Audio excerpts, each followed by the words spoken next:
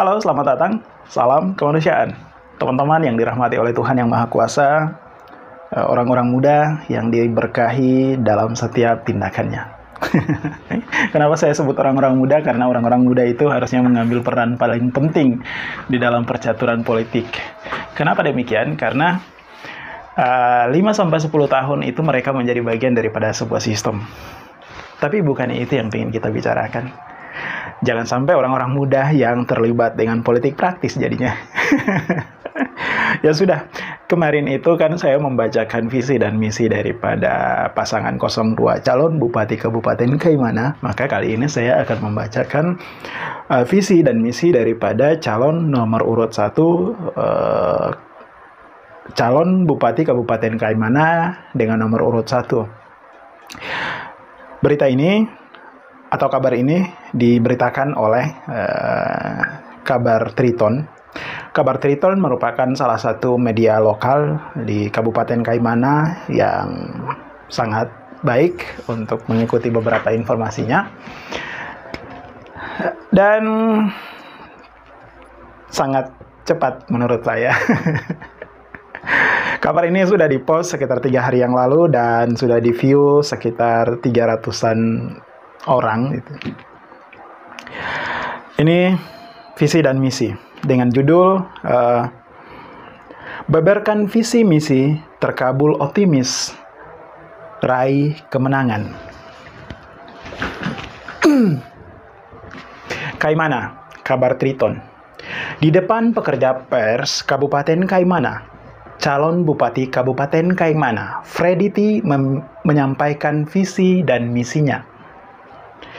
Penyampaian visi misi terkabul ini disampaikan di Resto Simora, Jumat 10 Oktober 2000. Saya ulangi, penyampaian visi dan misi terkabul ini disampaikan di Resto Simora, Jumat 2 Oktober 2020, yang juga dihadiri oleh beberapa pengurus partai pendukung terkabul. Hal ini dilakukan dengan alasan bahwa media merupakan perpanjangan tangan yang bisa memberikan informasi kepada seluruh masyarakat Kaimana terkait visi dan misinya, sehingga masyarakat bisa lebih mudah mengerti dan menerjemahkannya. Visi dan misi kami adalah mewujudkan Kabupaten Kaimana yang maju, adil, dan sejahtera melalui pengembangan sumber daya alam dengan berbasis kepada kearifan lokal. Misi kami yang pertama, bahwa kami akan mewujudkan pemerintahan yang bersih dan berwibawa, pengembangan teknologi pertanian dan perikanan, pengembangan sektor pariwisata dan kemaritiman, membuka lapangan pekerja yang luas, penyempurnaan infrastruktur, serta pengembangan nilai-nilai kearifan lokal melalui sumber daya manusia lewat seni dan budaya, ungkapnya. Dari visi dan misinya tersebut, terkabul akan melaksanakan gerakan atau aksi dengan beberapa program andalannya, yakni perbaikan ekonomi masyarakat, menyediakan lapangan pekerjaan, upaya untuk mengefisienkan anggaran daerah, memperbanyak proyek padat karya. Proyek besar hanya akan dilaksanakan melalui anggaran pendapatan negara, meningkatkan promosi pariwisata Kaimana, serta menitik berat pengembangan di landing sektor. Penyempurnaan infrastruktur pendidikan, kesehatan, perumahan masyarakat yang layak juga menjadi program unggulan kami. Ketika kami dipercaya menjadi kepala daerah, minimal rumah-rumah masyarakat yang setengah jadi harus diselesaikan. Air bersih juga merupakan program unggulan kami ke depan. Sebab air bersih ini merupakan salah satu persoalan utama yang dirasakan oleh masyarakat saat ini. Tidak hanya masyarakat yang ada di dalam kota, tetapi juga masyarakat yang ada di kampung-kampung. Ini beberapa program aksi yang akan kami lakukan ketika kami dipercaya untuk memimpin Kabupaten Kaimana ini. Pungkas Freddy T.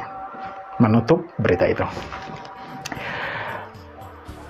Ini menjadi menarik ya, karena visi dan misi itu disampaikan dan dipercayakan penyampaiannya melalui media. Kenapa saya bilang itu menarik? Pertama, karena situasi dan kondisi yang hari ini tidak memungkinkan untuk banyak orang berkumpul. Yang menjadi kegelisahan saya adalah apakah visi dan misi ini bisa sampai ke masyarakat jika yang diandalkan adalah media. Bisa sampai ke masyarakat, tapi tentunya masyarakat yang sudah hari ini bisa diakses oleh internet. Di Kaimana ada 7 distrik dan ada sekitar 70-an lebih kampung desa yang semuanya itu punya akses internet bervariatif. Di kampung di 1 jam perjalanan dari Kaimana saja itu jaringan internet sudah mati. Maka yang bisa diharapkan adalah orang-orang muda yang harusnya berperan penting dalam menyampaikan visi dan misi ini ke masyarakat-masyarakat di setiap desa, setiap kampung, setiap RT, bahkan setiap rumah yang ada di Kabupaten Kaimana. Kenapa demikian visi dan misi ini harus nyampe ke sana? Agar apa?